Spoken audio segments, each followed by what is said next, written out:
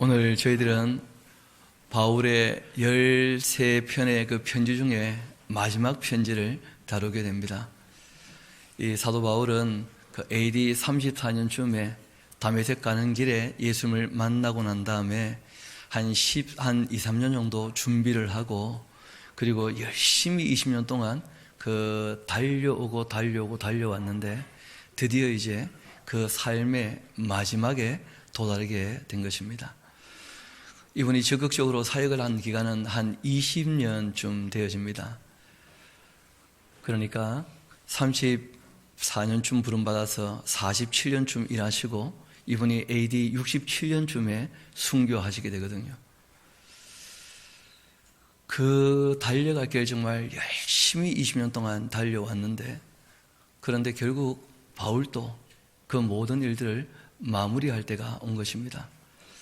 그런데 실상 자신이 원해서 끝내게 된 것이 아니고 환경이 그렇게 되고 말았습니다.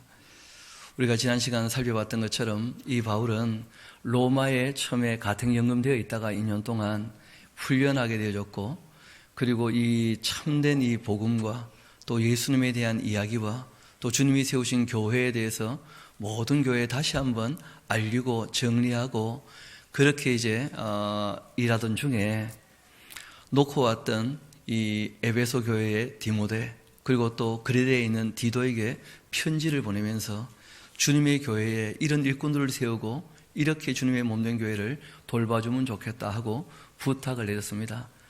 그때 이제 어떤 이야기를 한 가지를 더 했느냐 하면, 니코폴리스라고 하는 곳에서 대규모 집회를 한번 열 테니까 디도 너가 와서 그 일을 좀 준비해 주면 좋겠다 하는 얘기까지를 우리가 봤었는데, 그 다음 이야기는 성경에 뚜렷이 다 나와 있지는 않습니다.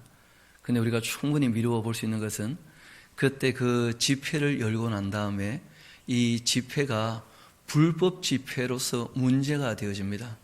왜냐하면 그때가 바로 이 네로가 통치할 때였거든요. 네로가 교회를 적극적으로 핍박할 때였었기 때문에 네로 자신의 그 모든 잘못과 또 이 백성들의 그 불평이나 불만을 기독교로 눈을 돌리게 하려고 그렇게 이제 이 궁리하던 중에 그런 일이 있게 되어지니까, 그때 바울은 로마로 이제 잡혀가서 이때는 진짜 이제 감옥에 들어가시게 되었습니다. 그때 그 감옥을 마메틴 감옥이라 그렇게 하는데, 그 로마에 가면 포럼이라고 해서 이 광장이 있습니다. 그 광장 한쪽 곁에 이 돌을 파서 반지하로 만든 건물이 있는데, 그 반지하 감옥이 바로 이 마메틴 감옥입니다. 그 이분이 이전까지는 내가 죽을 것이다 하는 생각을 하지 않으셨고, 또 할 일이 남아있겠지 하는 생각들을 했었는데, 여기에 들어오시고 난 다음부터는 잠잘 때마다 꿈을 꾸시는 거예요. 꿈을 꾸시는데 면류관이 번쩍번쩍 하는 거예요. 마치 주님께서 너를 위하여 내가 다 이 면류관 준비해 놓고 너를 기다리고 있으니까 이제 곧 나에게로 와라 하시는 그런 음성을 듣는 듯 하게 되어집니다. 그때 이제 이분이 이제 내가 모든 일을 내려놓을 때가 되었구나, 그런 마음을 갖게 되는 거예요. 여러분, 사람이 이제 모든 일을 그만두게 될 때 그 몇 가지 현상이 좀 일어납니다. 저는 아직 뭐 그런 것을 겪어보지는 못했는데, 이를 겪으신 분들 얘기가 뭐냐면, 제일 먼저는 힘이 너무 빠진다는 거예요. 이제 내가 진짜 할 일이 없는가? 힘이 빠지는 거죠. 힘이 빠지면 여태까지 잘 없었던 그 두려움이라고 할까요? 그런 게 이제 닥쳐오는 거예요. 왜냐하면 안 가본 길을 이제 가봐야 되거든요. 그리고 이제 어떤 마음이 드느냐면, 내가 마무리하기 전에 만날 사람들을 다 한 번씩 만나보면 좋겠다, 그런 마음도 생긴다 그래요. 그래서 이 바울은 자기의 모든 일들을 이 마무리할 때 제일 보고 싶은 사람이 있었는데, 그 누구였냐면 디모데라는 분이 디모데. 그리고 이제 마가라고 하는 분이죠. 여러분, 이 바울이 13편의 편지를 썼을 때 개인적으로 보낸 편지도 한 4편쯤 되어집니다. 이 빌레몬서나 디모데전서나 디도서나 디모데후서 같은 것이 그런 편지거든요. 근데 개인에게 2편의 편지를 보낸 것은 이 디모데에게 보낸 편지가 유일합니다. 그만큼 마음을 두고 있었던 사람이었죠. 이 마음을 뒀던 이유가 여러 가지가 있겠습니다만은 한 가지 미뤄볼 수 있는 것은 디도에 비해서 디모데가 좀 마음이 여렸다는 거예요. 그래서 바울이 다른 모든 편지와 디모데 전후서에는 인사가 좀 달라요. 어떻게 인사가 되어 있느냐면 은혜와 함께 평강만 얘기한 것이 아니고 긍휼에 대한 얘기를 꼭 하고 있습니다. 정말 하나님께서 너를 좀 긍휼히 여겨주시면 좋겠다 하는 그런 얘기를 특별히 다 하고 있어요. 이 세 가지 인사말은 디모데 전서와 디모데 후서, 바울이 이 디모데에게만 그런 표현을 쓰게 되거든요. 긍휼하심에 대해서. 이때 이 디모데에게 마지막 내가 너에게 부탁할 것이 있는데 너가 좀 마음이 여린지는 모르겠지만 내가 너를 다시 만나서 너에게 안수를 함으로 말미암아 너가 정말 처음 주님께 받았던 너가 해야 될 일에 대해서 다시 마음이 좀 부릴 듯 일어나서 나를 이어 너가 끝까지 그렇게 맡겨진 사명을 감당하면 좋겠는데 그 일을 감당할 때 너가 지금 보고 있는 것처럼 세상이 점점 어두워지고 어려워지고 있으니까 고난이 올 것에 대해서 두려워하지 말았으면 좋겠다. 그런 일들을 여러 번 반복해서 얘기하는 것을 보게 되어집니다.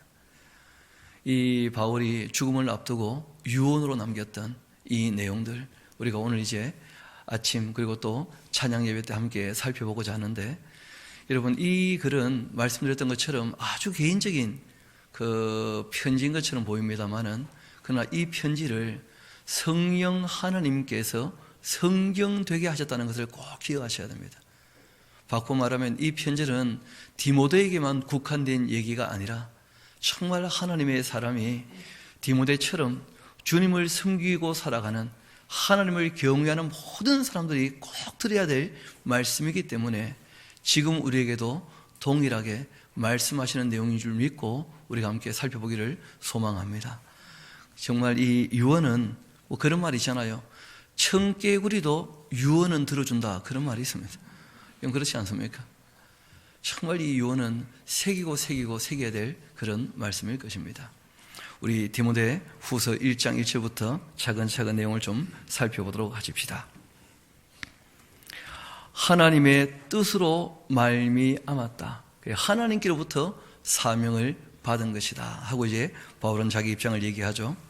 그리스도 예수 안에 있는 그 생명의 약속대로 주님께서 전하신 그 진리를 정말 믿게 되어진다면 또 아버지 하나님께서 사랑하셔서 그 아들을 보내신 것을 믿게 되어진다면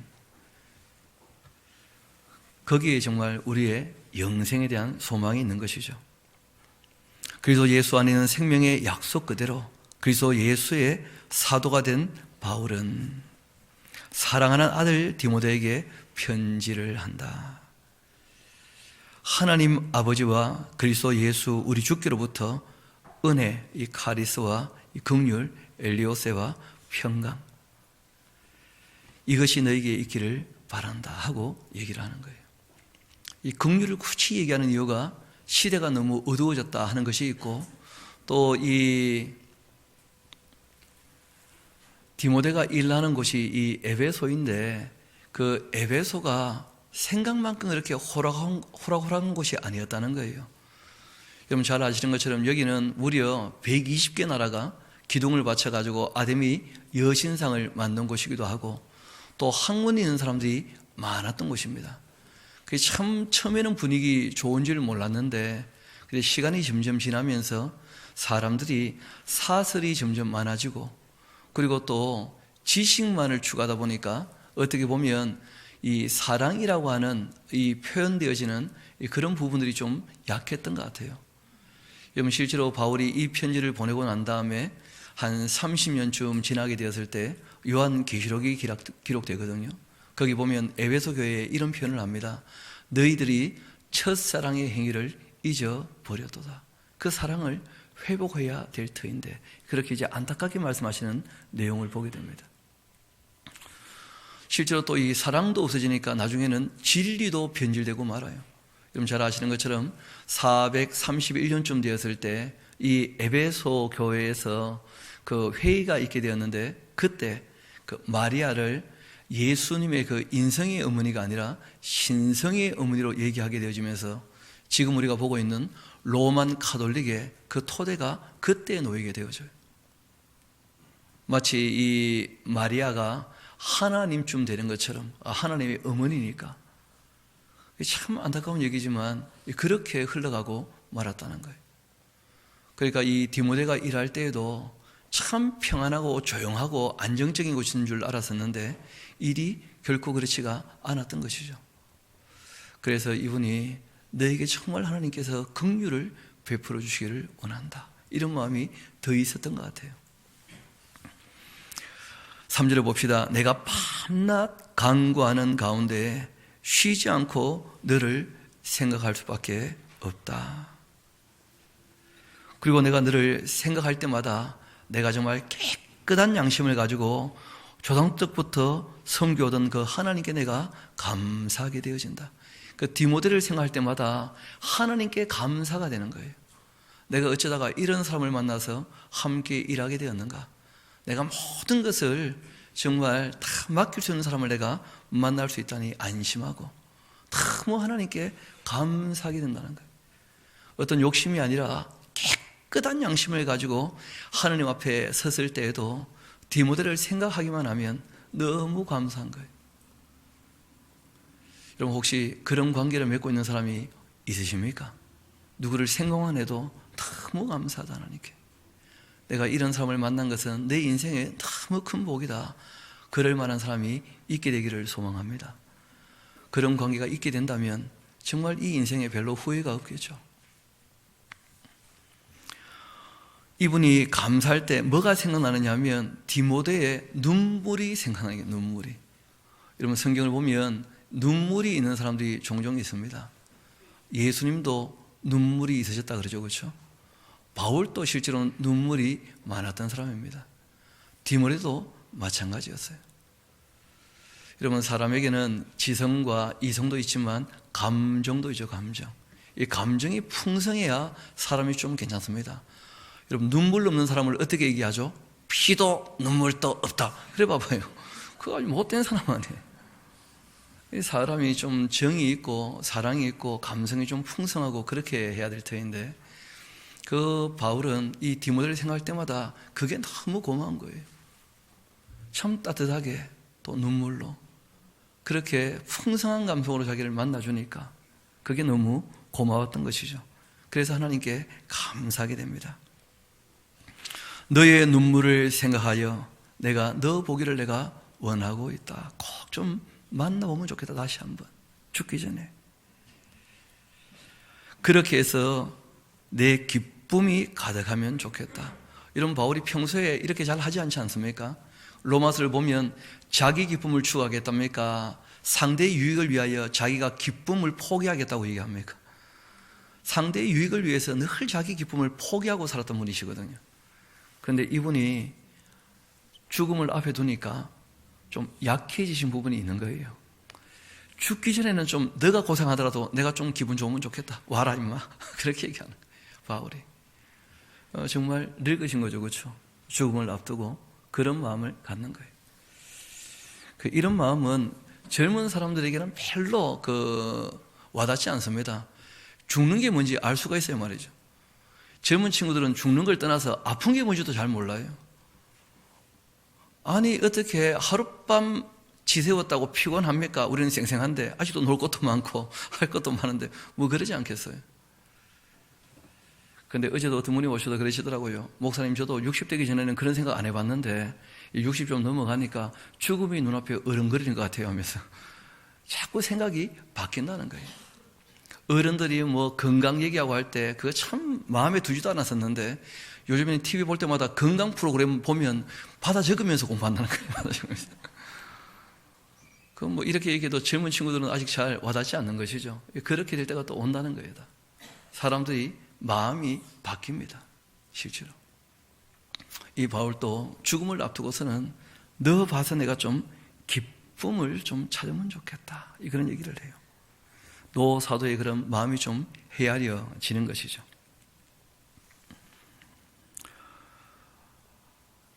이유는 너희 속에 있는 그 거짓이 없는 그 믿음이 있음을 생각하기 때문이다.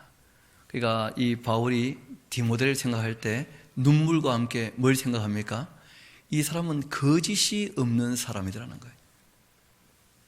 지금 20년 가까이 사귀어왔거든요. 그러면서 바울이 디모데를 생각하면 너는 참 하나님을 섬기고 하나님을 믿고 살아가는데 거짓이 없는 사람이더라. 늘 변함없는 정말 성실한 충성스러운, 그러니까 너를 보면 내가 참 기뻐질 것 같아. 그렇게 이야기를 합니다. 오늘 이 설교의 제목도 거짓이 없는 뭐예요? 믿음이에요. 왜냐하면 이 모든 내용의 핵심이 여기 있거든요.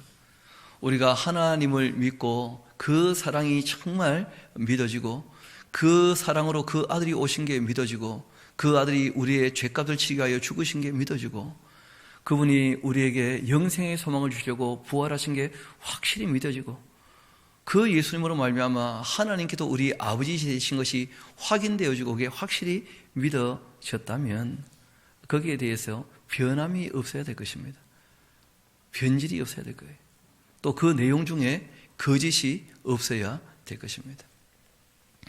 그것이 바로 이 모든 내용을 말씀하시는데 핵심이 되는 부분이에요. 거짓 없는 그 믿음. 이것이 있음을 생각하는 것인데 바로 이 믿음은 너의 외할머니도 그렇고 너의 엄마도 그렇더라. 그런 얘기를 하는 거예요. 여러분 알고 보니까 신앙이 어떻게 흘러오는 것처럼 보입니까? 너의 외할머니와 너의 어머니의 그 믿음이 너에게 이어진 것이다. 여러분 제가 목사로서 이 말을 들으면서 충격을 좀 받았어요. 왜냐하면 20년 동안 이 디모데와 함께 지내면서 본인이 교육했다고 생각하지 않겠어요? 본인이 전도를 했고 맞습니까? 본인이 가르쳤잖아요. 그럼에도 불구하고 너가 나 때문에 올바른 믿음을 가졌다 이렇게 바울이 생각하지 않는다는 거예요. 너의 정말 그 품성, 너의 그 정말 그 마음, 너의 그 신앙은 너의 외할머니와 너의 어머니를 본받아 갖게 된 것이다. 그렇게 얘기하는 거예요. 여러분 이 사람의 됨됨이라고 하는 것이 내용보다 더 중요할 수 있다는 거예요. 내용은 전달될 수 있지만 품성은 이어져 오는 것처럼 얘기를 하는 거예요. 참 쉽지가 않은 것이죠. 그래서 이 디모데가 갖고 있는 그 삶의 자세, 그 참된 믿음, 거짓이 없는 그 믿는 그 자세, 그것은 나에게로 말미암은 것이 아니었고 너의 외조모로, 너의 어머니로 그 신앙이 그렇게 이어져 오고 있었기 때문에 너가 정말 경건하게 하나님을 경외하는 사람이었기 때문에 진리를 만나게 된 것뿐이다. 그렇게 얘기하는 거예요. 여러분 이것은 베드로도 똑같이 얘기합니다. 고넬료 가정에 가서 똑같이 얘기를 하죠. 하나님께서는 세상 모든 나라 중에 경건한 사람, 하나님 경외하는 사람을 다 만나 주신다 하는 것을 자기가 알게 되었다는 거예요. 사람의 그 됨됨이라는 것이 굉장히 중요합니다. 그런데 그 사람의 됨됨이는 누구로부터 이어받는다는 거예요? 그 엄마, 또 더 올라가면 누구한테요? 할머니한테. 바울이 그렇게 얘기하고 있어요. 여러분 실제로 유대인들에게는 이런 사고가 좀 강합니다. 그 1948년도에 이제 이스라엘 나라가 그 행정적으로는 독립했지 않습니까? 그 신앙적으로는 아직 아니죠. 왜냐하면 성전이 아직도 세워지지 않고 하니까.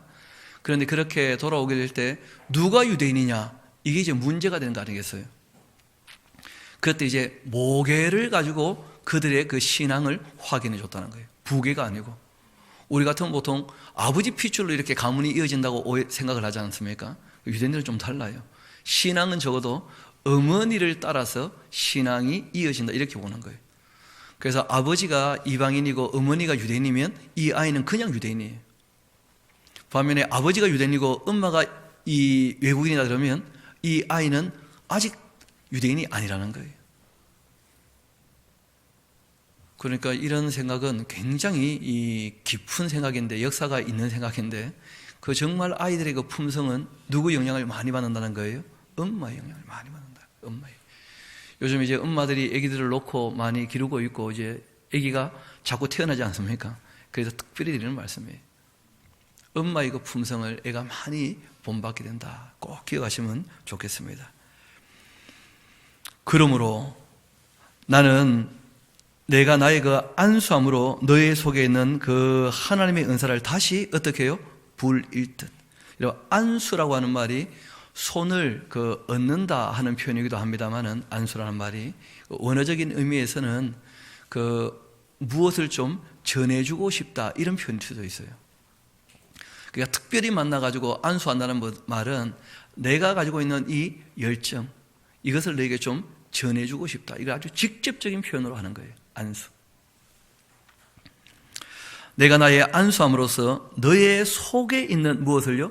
하나님의 은사를, 그러니까 바울에게 있는 것을 전해주는 게 아니고 그 속에 있는 게 다시 일어나면 좋겠다는 거예요. 바울은.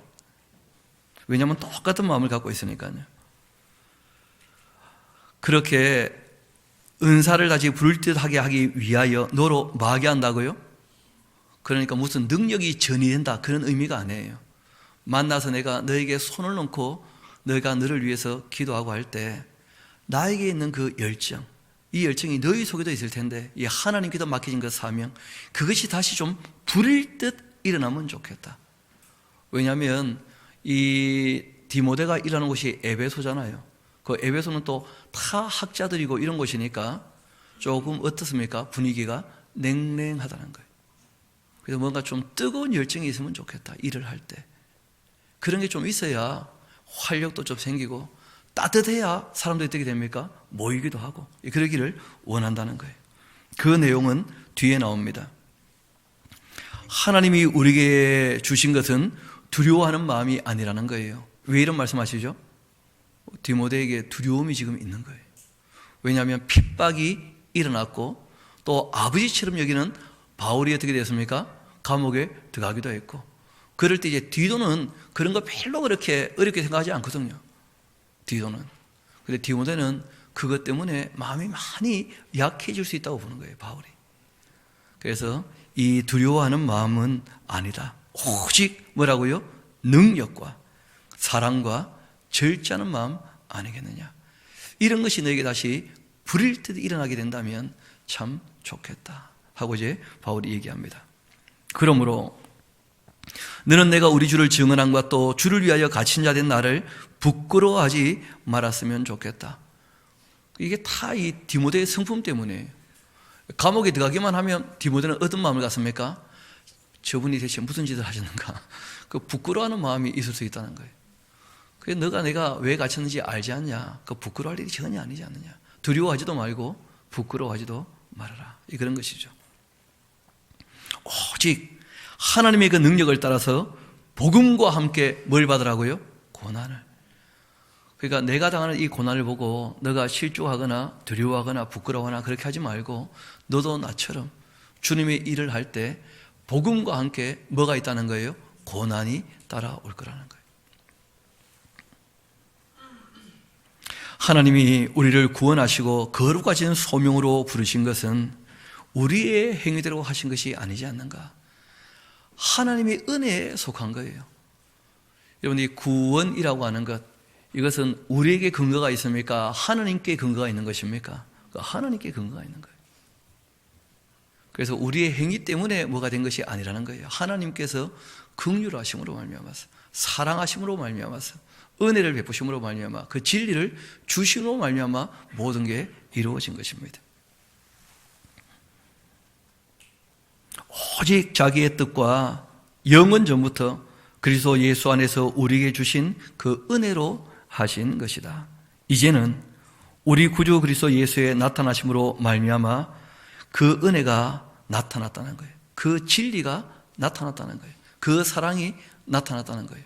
하나님의 그 은혜와 진리와 사랑은 누구로 말미암아 나타나게 되었다는 것입니까? 예수님 때문에 확인이 된 거예요. 하나님이 세상을 사랑하셔서 그 아들을 주신 것이고 그 아들에게는 은혜와 진리가 충만했다는 거예요. 그래서 이분이 그 진리에 대해서 완성하시죠. 하나님의 율례와 법도를 폐하러 온 것이 아니라 뭐하러 왔다고요? 완전케 하러 오셨다는 거예요.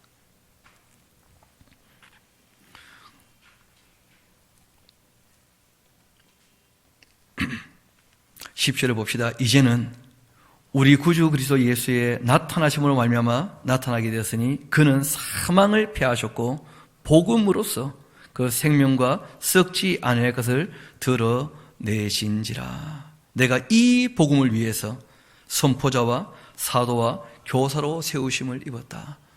여러분 늘 말씀드립니다마는 지난번 저희들이 이 복음에 대해서 한 4가지 정도로 정리를 했었는데 우리 이왕이면 럭키 세븐으로 합시다. 조금 더 정리를 해서 우리가 보게 되어지면 실제로는 성경 내용 전체가 다 복된 말씀이에요. 하나님 말씀 자체가. 그런데 제일 첫 번째 이 복음이라고 할 때는 그 내용이 뭐냐면 하나님께서 창조주가 되셔서 그 창조주께서 우리의 생명을 이 땅에 내셨다는 것이 복음 중에 복음이에요. 이런 만약에 우리가 스스로 있다면 우리의 인생을 누가 책임집니까? 스스로 책임져야 될 거 아니에요. 그러면 세상의 부조리에 대해서 할 말이 아무것도 없는 거예요. 하나님께서 우리를 창조하셔서 우리가 있게 되어진다면 이 땅에서 이 고난과 억울함에 대해서 하나님이 다 풀어주실 줄로 믿습니다. 다 갚아줄 줄로 믿습니다. 그럼 그게 복음이라는 게 복음. 하나님께서 우리의 주인이시라는 거예요. 아버지가 되시고 우리의 생명의 주인이시라는 거예요. 거기서 복음이 시작되는 것이죠. 두 번째는 그러한 이 존재인 우리가 죄에 빠져 있을 때 다시 말씀하신 거예요. 하나님께 오기만 하면 어떻게 하신다는 거예요? 다 용서해 주신다는 거예요. 회개할 수 있게 하신 것도 복된 말씀이고 용서해 주신다는 것도 복된 말씀이라. 그렇게 우리가 용서함 받게 될 때 우리 지은 죄에 대해서는 누가 다 그 값을 지불하신다고 되어 있습니까? 예수님께서. 죄 사함 받았다는 것이 복음 중에 복음인 것이죠. 그런 사람들에게는 부활에 대한 소망을 약속하셨습니다. 여러분 이것이 복음이란 거예요. 복음. 여러분 부활했다 손치더라도 또 죽으면요, 아니 다시 살아났다가 죽었던 사람들 성경에 꽤 나오잖아요. 그렇죠? 사르밧 과부의 아들이나 나사로나 야이로의 딸이나 다 살아났었지만 다시 죽었잖아요. 다시 살아나는 것이 다가 아니고 영생에 대한 확신이 있어야 되는 거예요. 이게 복음이죠. 복음. 영생에 대하여 약속하셨다는 거예요. 그런데 영원히 사는데 지옥에서 그러면 안 되잖아요. 그러면 복락이라는 게 뭡니까? 이게 복음이에요. 복음. 이런 복음을 우리에게 주셨고 이 진리에 대한 이 복된 말씀을 우리가 전해야 되는 거예요. 그래서 선포하고 교육하는 것을 뭐라 그럽니까? 그리고 바로 선교라기 선교. 이 내용을 우리가 선포해야 돼요. 펼쳐야 된다는 거예요. 그리고 이 내용을 듣고 돌아오는 사람에게 구체적으로 이 말이 무슨 말인지 성경에 기록된 이 계시, 그 역사를 통하여 밝히 드러내야 돼요. 교육이 꼭 필요하다는 거예요. 교육이. 그래서 선포자와 사도와 누구로요? 교사로 그렇게 삼으셨다. 이로 말미암아 내가 또 이 고난을 받되 부끄러워하지 아니하는 것은 내가 믿는 자를 내가 알고 있다. 나는 하나님에 대해서 믿는 정도가 아니고 어떻다고요? 알고 있다는 거예요. 왜냐하면 계시해 주셨으니까. 그분이 어떤 분인지 성경에 다 기록되어 있지 않습니까? 스스로 계시는 분이시고 무소부지하신 분이시고 전지전능하신 분이시고 영원히 변하지 않는 하나님께서 은혜와 진리로 사랑으로 우리를 대해주시니까 이걸 다 바울은 알게 되었다는 거예요. 내가 그 믿는 자를 알고 또한 내가 의탁한 것을 그날까지 그가 능히 지켜줄 줄 확신함이라. 이 바울이 하나님께 다 맡기고 살아갔다는 거예요. 의탁한 것, 자기의 영생을, 자기의 영혼을. 좀 예수님도 십자가에 달리셨을 때 마지막 남기신 말씀이 무엇이었습니까? 내 영혼을 아버지 손에 부탁하나이다. 그러니까 자기가 자기를 다 책임진다면 너무 불안할 텐데, 왜냐하면 늙고 죽고 말잖아요. 다 약해져서. 그때 자기의 영생을 하나님께 맡겨놓는다면 정말 안심이 되는 것이죠. 하나님은 영원하신 분이시니까. 그걸 믿기도 하고 알기도 되었기 때문에 이 바울은 담대함을 갖고 있는 거예요. 어떤 고난 가운데에서도. 그래서 디모데에게도 그러게 되기를 원하는 겁니다. 너도 나처럼 두려워하지 말고 부끄러워하지 말고 복음과 함께 고난받는 것을 오히려 기쁘게 여겨야 할 거다. 그렇게 얘기하는 것이죠. 그날까지 그가 능히 지키실 줄을 내가 확신함이라. 너는 그리스도 예수 안에 있는 그 믿음과 사랑으로서 나에게 들었던 것들, 그 바른 말을 본받아 지키고 우리 안에 거하시는 성령으로 말미암아 너에게 부탁했던 그 아름다운 것. 여러분, 성령님으로 말미암아서 부탁했던 아름다운 게 뭡니까? 그 적어놓으세요. 복음. 내가 너에게 성령으로 말미암아 부탁했던 이 내용들을 끝까지 지켜야 될 것이다. 성령님은 진리의 영이신데 그 진리의 그 복음, 우리에게 너무나 아름다운 것, 그것을 끝까지 지켜야 한다. 문제는 아시아에 있는 모든 사람들이 나를 버렸다. 여러분, 바울이 에베소 사람들에게 배신감을 느낄 만큼 그런 일을 당했던 것 같아요. 보니까 이때 이 아시아는 에베소를 얘기하거든요. 에베소. 그런데 에베소에 있는 뭐라고 표현되어 있습니까? 모든 사람들. 여러분, 그거 적어놓으세요. 어르신이 억수섭섭했다. 실제로는 디모데도 배신 안 했잖아요. 뭐가 뭐든 이겼어요. 그런데 이제 마음이 좀 그러신 거예요. 지금 나를 버린 이 일을 너가 알지 않냐. 특별히 그 중에 누가 있습니까? 부겔로와 허모게네도 있다. 이 섭섭한 말씀을 오래간만에 꺼내신 거예요. 이분이. 여러분, 그런데 이분이 이름 정도만 딱 얘기하고는 무슨 말인지 전혀 얘기하지 않고 있어요. 그런 것이 이제 또 이 절제는 절제.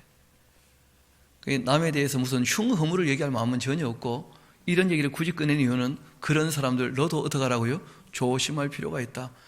사람 조심하라고 이름 정도를 얘기하는 것이지, 이들이 무슨 짓을 했는지 뭐 미주알 고주알 수근수근 하는 게 바로 이수근 말고 수근수근 하는 게 이게 다 뭡니까? 이게 다 죄가 될 수 있으니까. 그래서 이름 정도만 얘기하고 주의해라 하는 정도만 얘기합니다. 뭐 상세하게 무슨 그 사람에 대한 얘기를 하지 않는 거예요. 여러분, 사람에 대한 평가를 하는 것 자체가 별로 잘하는 일이 아니라는 거예요. 원컨대 주께서 오네시보로의 그 집에 긍휼을 베푸시옵소서. 왜냐하면 그가 나를 자주 격려해 주었고 내가 사슬에 매인 것을 부끄러워하지도 아니했고 로마에 있을 때 나를 부지런히 찾아와서 만나 주었기 때문에. 여러분, 바울이 너무 고마워하는 게 뭐냐면 자기를 격려해 주던 사람이 고맙다는 거예요. 일을 하는데 흠집내는 사람도 있고 많은 사람이 있습니까? 격려하는 사람도 있는 거예요. 격려하면 힘이 되거든요. 흠집을 내면요, 힘 빠지는 것이요. 그 뻔하지 않겠어요, 누구나 다. 일이야 해보면 잘 될 때도 있고 안 될 때도 있고 또 실수할 때도 있고 또 일이 실수 없이 원만히 잘 진행될 때도 있겠지만 그 모든 일들이 진행될 때 자꾸 흠을 내게 되어지면 힘이 빠지는 거예요. 격려를 해야 돼요. 너 참 이번에 일이 안 됐다면 내가 도와줄게. 그럼 힘이 될 거 아니에요. 너 이번에 왜 안 될 줄 아냐? 내가 분석을 해봤다. 그 얘기를 해봐요. 그 힘 빠지지 않겠어요? 여러분, 우리가 교회에서 앞에서 일하시는 분들이 계시지 않습니까? 목장지기도 계실 것이고 여러분들이 일을 하시는데 항상 격려하는 자세로 대해야지 그 일에 대해서 자꾸 뭐라고 이렇게 끌게 되어지면 끌고 부스럼 나는 거예요. 어쩔 수 없는 거예요. 이 바울이 그게 너무 고마운 거예요. 이 오네시보로. 여러분, 그 이름이 참 좋아요. 우리 한번 따라 합시다. 유익을 가져오는 자. 여러분, 이게 오네시보로예요. 그 정말 이분은 자기 이름대로 바울 같은 분에게도 유익을 가져왔어요. 격려해가지고 정말 일을 힘있게 할 수 있게 도와주는. 게다가 또 가장 힘들고 어려울 때 어떻게 합니까? 부지런히 찾아와서 그분을 정말 흐뭇하게 하는. 원컨대 주께서 그로 하여금 그날에 주의 그 긍휼을 있게 하여 주옵소서. 또 내가 그가 에베소에서 많이 봉사한 것 내가 다 알고 있다. 에베소에서도 이분은요, 봉사를 함으로 늘 남을 유익하게 했던, 정말 유익을 가져오는 분이었어요. 바라기는 우리 샤론교회도 오네시보로가 많아지기를 소망합니다. 정말 어디 가서나 유익을 가져오는 사람. 내 아들아, 그러므로 너는 그리스도 예수 안에 있는 은혜 가운데서 어떻게 하라고요? 좀 강해야 될 거다. 늘 바울이 마음에 부딪히는 거예요. 늘 심약해 보이는 거예요. 강하고 또 너가 많은 증인 앞에서 나에게 들은 바를 충성된 사람들에게 어떻게 하라고요? 부탁하라. 바울은 그런 사람 몇 사람을 만났던 것이죠. 디모데나 누거나 또 디도나. 내가 그랬던 것처럼 너도 그런 사람들에게 이걸 좀 다 부탁해야 될 것이다. 그렇게 되면 그들이 또 다른 사람을 어떻게 할 거라고요? 가르치게 될 것이다. 우리 샤론교회는 원래 이거 하려고 모인 교회입니다. 그 에스라하우스에서 성경이 다 정리가 되어졌고 이 성경을 다 읽고 듣고 배운 그러한 이 전문가가 이 내용을 부지런히 가르쳐서 그 배운 사람이 또 어떻게 해요? 다른 사람을 가르칠 수 있도록. 그 우리는 우리끼리 모여서 그냥 신앙생활 재미있게 합시다. 그러려고 모인 것이 아니라는 거예요. 정말 이 충성된 자세로 이 말씀을 다 읽고 듣고 배우고 스스로 또 정리해서 스스로 전하는 데까지 갈 수 있는, 원래 그거 하려고 우리가 다 모인 것이죠. 바라기는 그러한 주님의 뜻이 이루어지게 되기를 소망합니다. 그러려면 집에서 부지런히 좀 읽으시고 정리하시고 모를 때 부지런히 물어보셔야 됩니다. 정리가 되어야 전달할 수가 있으니까요. 너는 그래서 예수의 좋은 병사로서 나와 함께 어떻게 하라고요? 고난을 받아라. 그러니까 예수 믿고 복 받아라 이런 말을 절대 하지 않아요, 우리. 왜냐하면 복은요, 신령한 복 다 주셨다는 거예요, 하나님께서. 신령한 복을 주셨고 우리에게 영생이 보장되어 있는데, 복락이 보장되어 있는데 무슨 이 땅에서 뭘 그렇게 누리려고 그러냐. 우리가 보이는 것을 추구했다면 아무 의미가 없었을 거라는 거예요. 보이지 않는 것을 추구하기 때문에 정말 의미가 있고 가치가 있고 영원하다는 것이죠. 그래서 이분이 이 땅에서는 뭐가 있을 거라는 거예요? 고난이 있을 것이다. 끊임없이 얘기를 하셔요. 병사로 복무하는 자는 자기 생활에 얽매이는 자가 하나도 없다. 이는 병사로 모집한 자를 기쁘게 하려고 하는 것이다. 적어도 전임 사역자라면 이런 자세가 꼭 필요하죠. 병사로 모집을 우리가 받게 되었다. 그러면 자기 생활에 얽매이지 말아야 한다. 맡긴 사명을 감당해야 되니까 그런 것이죠. 또 이어 말씀하십니다. 병사 경계하는 자가 법대로 경계하지 않으면 승리자의 관을 얻지 못할 것이다. 항상 경계할 때는 바르게 해야 돼. 여러분, 우리가 경계하고 난 다음에 끝나고 반드시 뭘 하느냐면 도핑 테스트를 해요. 약물 검사를. 여러분, 장미란 선수 기억나십니까? 그 장미란 선수하고 붙었던 사람들이 하나같이 추풍낙엽처럼 떨어졌는데 이유가 뭐냐면 약물을 했다는 거예요. 그러니까 약물한 사람보다 더 잘했으니까 얼마나 잘하신 거예요, 장미란. 진짜 위대한 운동 선수인데 그 실제로 그렇다는 거예요. 엮기 잘하시는 그 여자분 계시지 않습니까? 약물했던 사람들이 2위, 3위, 4위였는데 알고 보니까 약물 때문에 다 떨어졌어. 그 1등은 여전히 그냥 장미란 그렇게 되더라고 보니까. 여러분, 법대로 경계해야 돼요. 그러지 않으면 잠시 이 땅에서 승리하는 것처럼 보여도 하나님 앞에 가서 토핑 테스트 다 합니다. 그러면 다 떨어지는 거예요. 이 땅에서 어떤 영광이 있어도 아무 의미가 없다는 거예요. 이 바르게. 그리고 수고하는 농부가 곡식을 먼저 받는 것이 어떻다고요? 마땅하다. 그래서 병사로, 경계하는 자로, 농부로, 그렇게 이제 이 하나님의 일을 하는 사람들을 비유해서 설명을 하신 것이죠. 농부가 곡식을 먼저 받는 것 마땅하지 않는가? 저도 이런 일들을 종종 경험합니다. 제가 이 말씀을 먼저 준비하지 않습니까? 전하기 위해서. 전하기 위해서 준비하면 제가 먼저 은혜를 경험하는 거예요. 그리고 이 말씀으로 저를 이제 살펴보게 되는 것이죠. 먼저 받는 것이 합당하다는 거예요. 내가 말하는 것을 생각해 봐야 할 것이다. 주께서 범사에 너에게 총명을 주실 건데 내가 전했던 이 복음대로 다윗의 그 시로 죽은 자 가운데서 다시 살아나신 예수 그리스도를 기억하라. 복음의 내용이 뭐였다는 거예요? 부활. 예수님의 그 부활이 우리의 부활이 될 것이다. 이게 복음이었던 거죠, 복음. 이 복음으로 말미암아서 내가 죄인과 같이 매이는 데까지 고난을 받았으나, 이 복음 전하는 것 때문에 이 세상이 그것을 안 받아들이니까 본인이 죄인처럼 감옥에도 갇히는 이런 일이 있기도 했다는 거예요. 그러나 하나님 말씀은 매입니까? 매이지 않습니까? 왜 그렇죠? 충성된 사람이 전해 들었잖아요, 이미. 그 사람이 또 일하면 되는 거예요. 나는 매우 있지만 이 말을 전해드리는 사람들이 또 충성스럽게 일하기 때문에 진리의 말씀은 매이지 않더라는 거예요. 이 복음은 매이지 않더라는 거예요. 이게 또 전달된다는 거예요. 그래서 여기까지도 전달되어져 있는 것이죠. 이 땅에도 미국에, 호주에, 영국에 그 많은 하나님의 사람들이 그 말씀을 두고 여기까지 쫓아와서 우리에게 그 말씀을 전해줬던 것이죠. 바라기는 이 말씀이 여기서 멈추지 아니하고 계속 전해질 수 있게 되기를 소망합니다. 그것이 중요한 것이죠. 주의 말씀은 매이지 아니하니라. 그러므로 내가 택함 받은 자들을 위하여 모든 것을 참는 이유는 그들도 그리스도 예수 안에 있는 구원을 영원한 영광과 함께 받게 하려 함이라. 참 믿을 만한 말입니다. 우리가 주와 함께 죽었다면 또한 그와 함께 어떻게 될 것입니까? 살게 될 것이다. 우리가 또 참으면 그와 함께 왕노릇하게 될 것이고, 우리가 주를 부인한다면 주도 우리를 부인하실 것이니까 끝까지 뭐 하지 말라는 거예요?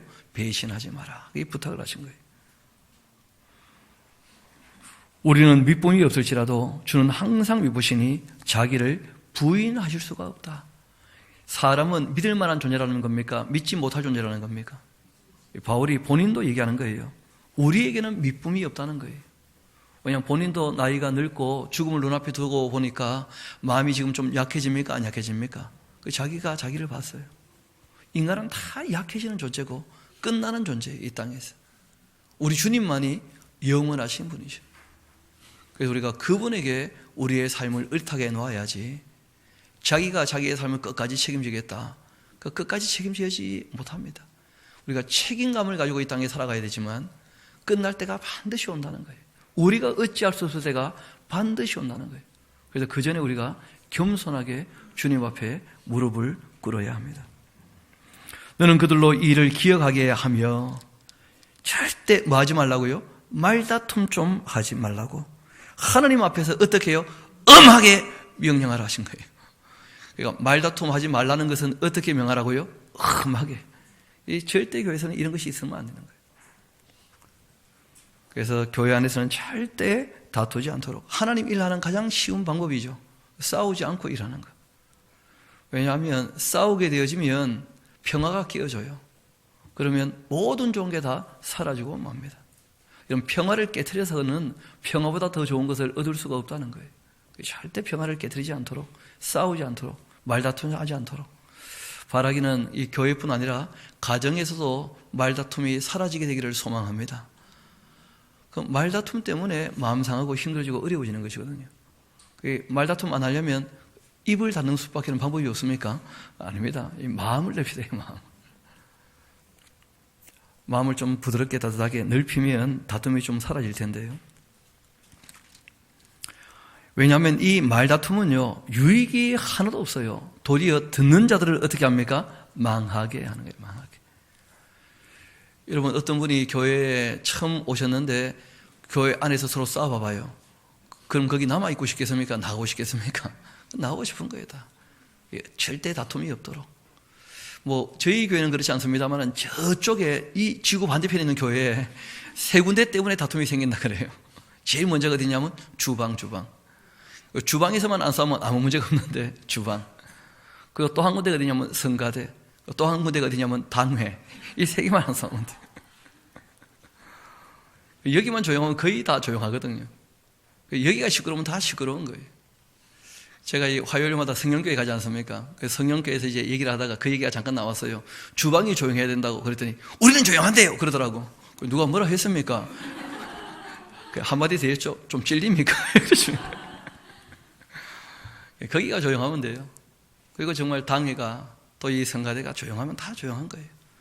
여러분, 앞에서 일하는 사람들, 봉사하는 사람들이 다투게 되어지면 그러면 다른 사람들 마음 둘 데가 없다는 거예요. 마음 둘 데가. 듣는 자들을 망하게 해요. 싸우는 사람들은 안 망해요. 왜냐하면 봉사할 만큼 신앙이 있는데 떠나겠습니까? 떠나도 또 신앙을 버리겠습니까? 그런 사람은요, 어떻게 어디 가든지 하여튼 신앙생활을 해나가는데, 문제는 그걸 봤던 사람들, 들었던 사람들이요, 이거 아닌가 보네 하고 오히려 망하게 되는 수가 있다. 남을 실족하게 해서는 안 돼요. 절대. 나만 괜찮으면 괜찮다, 그게 아니라는 거예요. 다른 사람의 신앙을 위해서라도 절대 다투지 않도록. 우리 15절은 같이 한번 읽어봅시다. 시작. 너는 진리의 말씀을 옳게 분별하며 부끄러울 것이 없는 일꾼으로 인정된 자로 자신을 하느님 앞에 드리기에 힘써야 한다. 망령되고 헛된 말들은 버려야 한다. 그들은 경건하지 아니하며 점점 나아가고 있다. 그들의 말은 악성 종양이 퍼져나간 같이 퍼져나가고 있는데 그 중에 후메네오 빌레도 같은 사람이 그런 말을 하던데 진리에 관하여 그들은 그릇되었다. 왜냐하면 부활이 이미 지나갔다고 떠드는 사람들이 있다는 거예요. 후메네오 빌레도 같은 사람들. 왜냐하면 고난이 닥치니까 어떻게 생각하는 거예요? 아니 예수님께서 오시려면 고난이 닥치기 전에 왔었어야지 말이에요. 이미 끝난 거야. 끝난 거. 예수님 혼자 부활하고 끝난 거야 그냥. 그러니까 우리가 예수 믿어도 이렇게 고생하지 하는 식으로 이제 이상한 말을 만드는데 문제는 그 말이요 급속도로 퍼져나가더라는 거예요. 교회 안에서 악성 종양처럼. 어떤 사람들이 그 믿음을 무너뜨리고 있다. 그러나 그 하나님의 경고한 터는 서 있으니까 인침이 있어 일렀으되 주께서 자기 백성을 아신다 하며 또 주의 이름을 부르는 자마다 불의에서 떠나야 할 것이다. 그렇게 하셨다. 이분이 예화를 잘 안 하시는 분인데 오래간만에 예화를 하나 하신 거예요. 그게 뭐냐면 금그릇, 은그릇이 큰 집에 있는데 또 나무그릇, 질그릇도 있는데 귀하게 쓰는 것도 있고 천하게 쓰는 것도 있다는 거예요. 그러므로 누구든지 이런 것에서 자신을 어떻게 하라고요? 깨끗하게. 이라고 한번 물어봅시다. 그릇이라고 하는 것은 자기가 만드는 거예요? 주인이 만드시는 거예요? 우리가 그릇이라고 한다면 자기가 자기를 만들어요? 주인이 만들어요? 그렇죠. 그런데 깨끗하게 하는 것은 누가 해야 돼요? 본인이. 그러니까 사람이 이 땅에 태어날 때 이미 에덴 동산에서 쫓겨나가지고 이 사람들이 죄 아래 태어나기 때문에 환경은요 너무 달라요. 누구나 다. 그런데 어떻게 살든지 어디에 살든지 간에 자기를 깨끗하게 하는 것은 누구의 몫입니까? 본인 몫이라는 거예요. 여러분 나무 그릇이라고 그 귀하게 쓰지 않느냐? 그렇지 않다는 거예요. 어떤 그릇이든지 깨끗한 그릇은 주인이 때마다 필요에 따라서 어떻게 쓰십니까? 귀하게 쓴다는 거예요. 그래서 하신 말씀입니다. 우리 21절은 같이 한번 읽어봅시다. 시작. 그러므로 누구든지 이런 것에서 자기를 깨끗하게 하면 귀히 쓰는 그릇이 되어 거룩하고 주인의 쓰심에 합당하며 모든 선한 일에 준비함이 될 것이다. 주인의 쓰심에 합당할 수 있게 자신을 어떻게 해요? 깨끗하게. 또한 너는 이 청년의 정욕을 피해야 한다. 이 청년의 정욕이란 말이 무슨 말이냐면 절제하지 못하는 거. 쉽게 말하면 노는 거 너무 좋아하는 거. 젊은 친구들은 좀 그런 걸 조심할 필요가 있는데 노는 게 눈앞에 있으면 일단 재미를 보고 봐야 돼 그냥. 그런 게 있을 수 있거든요. 그래서 이 청년들에게 그 절제하지 못하는 부분들이 있는 모양인데 젊은이의 그 정욕은 피해야 한다. 절제하지 못함을 얘기해요. 주를 깨끗한 마음으로 부르는 자들과 함께 의와 믿음과 사랑과 화평을 따라야 할 것이다. 그 신앙은 이것을 추구하는 것이죠. 의로움과 그리고 주님께서 하신 말씀을 믿는 것, 진리를 믿는 것과 사랑과 또 무엇을요? 화평을 따라야 한다. 어리석고 무식한 변론은 어떻게 해요? 버려야 한다. 이에서 다툼이 나는 줄 알기 때문이다. 또 주의 종은 마땅히 뭐 하지 말라고요? 지금 여러 번 말씀하시죠. 그렇죠? 말다툼하지 말라고. 주의 종은 마땅히 다투지 말라. 야, 물어봅시다. 목사만 주의 종입니까? 우리가 다 주의 종입니까? 그러니까 목사님 보고만 싸우지 마세요. 그러면 안 됩니다. 그렇죠? 우리가 다 주의 종이에요. 주의 종은 마땅히 다투지 말아야 돼요. 그리고 모든 사람에 대하여 어떻게 해요? 온유하며 가르치기를 잘해야 돼요. 여러분 우리가 신앙인이 되었다면, 예수님의 제자가 되었다면 반드시 가르칠 수 있어야 돼요. 온유한 자세로. 우리가 하다못해 자기 자녀라도 본인이 가르쳐야 돼요. 저희 교회는 일단 그 교육의 가장 중요한 틀이 뭐냐면 가정에서의 신앙교육이에요. 엄마가 자녀를 가르치는 것이 원칙입니다. 그리고 우리가 전문적으로 좀 더 손봐줄 수가 있는 것인데 가정에서 신앙교육이 안 되어지고 품성교육이 안 되어지면 학교에서도 공부가 안 되고 교회에서도 절대 교육이 안 돼요. 안 되게 돼 있습니다. 이 사람의 됨됨이라는 게 굉장히 중요하거든요. 이 가정교육. 모든 교육은 거기서 시작되어지는 거예요. 가정에서. 그래서 온유하며 가르치기도 잘해야 되고, 그 다음 뭐가 나옵니까? 참으며. 가르칠 때 뭐가 필요해요? 참는 자세가 꼭 필요해요. 가르쳐 보면 압니다. 진짜 열받거든요. 왜냐하면 나는 아는데 지는 모르거든. 근데 이걸 전해주는데 받아들이면 좋은데 안 받아들이는 거야. 그러면 이제 속상하는 거죠. 마음이 상하고. 그래도 또 포기할 수 없잖아요. 사랑하니까. 그래 참아야 돼, 참아야 돼. 또 거역하는 사람이라 할지라도 좀 교육 과정이 있잖아요. 그렇죠? 그러니까 온유함으로 어떻게 하라고요? 중요한 것은 훈계를 할 때도 가르칠 때에도 어떤 자세가 필요합니까? 온유함이에요. 온유함. 이 온유함이 없으면 아무것도 안 돼요. 그러니까 막 고함 지르면서 가르친다. 고함 지르는 순간 모든 게 사라집니다. 가르칠 때는 따뜻하고 부드럽게 해야 돼요. 따뜻하고 부드럽게. 그래도 훈계를 한다 할지라도 온유함으로. 혹 하나님께서 그들에게 회개함을 주셔서 진리를 알게 하실지 어떻게 알겠는가 말이에요. 하나님이 누구를 선택했는지 안 했는지 우리는 다 알지 못하잖아요. 그러니까 우리가 아무도 포기할 수 없는 거예요. 그래서 온유함으로 그렇게 우리가 가르치고 또 온유함으로 훈계를 하고. 우리 26절 같이 읽도록 합시다. 시작. 그들로 깨어 마귀의 올무에서 벗어나 하나님께 사로잡힘화 되어 그 뜻을 따르게 하실까 함이라. 아멘. 그래서 정신이 맑아야 내용을 배우게 되어지고 진리를 알아야 마귀의 이 괴계, 그 올무에서 어떻게 됩니까? 벗어나게 되어지고 무엇보다 우리가 주님의 뜻을 따라 살 수 있게 되어지는 것입니다. 그래서 늘 말씀드리듯이 이 교회에 있어서 가장 중요한 은사가 크게 두 가지가 있다는 말씀을 드렸습니다. 그게 뭐냐면 교육과 돌봄이라는 거예요. 교육과 돌봄. 그래서 우리가 예배 중에는 이 교육이 다 원만히 되어지지 않기 때문에 먼저 교육하는 시간에 여러분이 잘 참석하실 뿐 아니라 여러분들이 또 온유한 마음으로 여러분의 그 자녀와 또 여러분과 만나는 사람들에게 신앙에 대하여 잘 교육하는 데까지 우리도 그렇게 잘할 수 있게 되기를 소망합니다. 우리 함께 기도하도록 하시겠습니다. 아버지 하나님 감사합니다. 주님의 사람 바울이 개인적으로 썼던 편지처럼 보였지만 성령께서 이 내용이 오고 오는 모든 하나님의 사람들이 들어야 될 만한 내용이기에 성경되게 하시고 이 시간 저희들에게 이 말씀을 전해주신 줄 믿습니다. 주님, 이 말씀 우리가 마음에 새겨서 우리가 온유함으로 다른 사람을 가르치는 데까지 우리의 신앙이 자라기를 소망합니다. 주님, 그러기에 우리가 연약하오니 우리에게 지혜를, 지식을, 명철을 또 우리의 믿음을 늘 더하여 주옵소서. 또한 주님, 우리가 만날 사람을 만나서 정말 주님 택한 사람들을 만나서 이 말씀을 전하는 일들이 주님 모실 때까지 끊임없이 이어지기를 소망합니다. 주님, 주의 사랑하는 권속들에게 만남의 복도 허락하여 주옵소서. 모든 것을 주님께 의탁합니다. 감사드리며 우리 구주가 되시는 예수님 이름으로 기도합니다. 아멘. 우리 함께 다 일어나셔서 바울의 발자